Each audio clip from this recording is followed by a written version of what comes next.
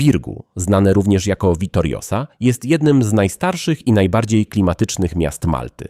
To właśnie stąd rycerze kierowali obroną wyspy podczas wielkiego oblężenia Malty. Sercem Birgu jest kolegiata świętego Wawrzyńca. Spacer po tym miasteczku przypomina podróż w czasie.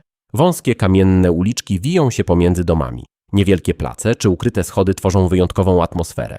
Kospicua, po maltańsku Bormla, jest największym z historycznych 3 miast Malty. Jej najbardziej charakterystycznym zabytkiem jest brama świętej Heleny. Senglea, po maltańsku Isla, to jedno z miast tzw. 3 miast Malty. Leży na wąskim półwyspie, który niczym kamienny okręt wcina się w wielki port. Najważniejszym zabytkiem miasta jest Bazylika Narodzenia Najświętszej Maryi Panny z XVI wieku. Klify Dingley to miejsce, które robi wrażenie potęgą natury. Rozciągają się na zachodnim wybrzeżu wyspy w pobliżu miejscowości Dingley, gdzie wapienne urwiska opadają niemal pionowo do Morza Śródziemnego. Na południowym wybrzeżu Malty znajduje się jeden z najbardziej fotogenicznych zakątków wyspy – Błękitna Grota. To nie pojedyncza jaskinia, lecz cały system morskich grot i skalnych tuneli wyrzeźbionych przez fale przez tysiące lat.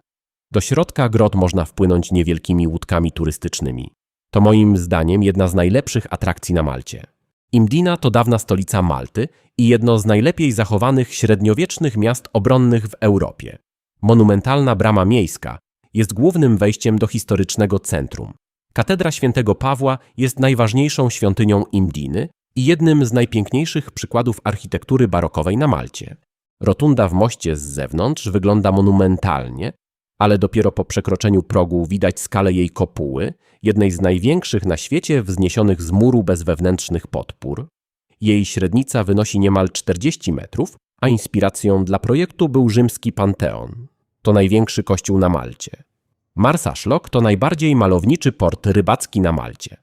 Położony nad rozległą zatoką na południowym wschodzie wyspy, od wieków był ważnym miejscem handlu morskiego. Największym symbolem portu są tradycyjne, ręcznie malowane łodzie luzu.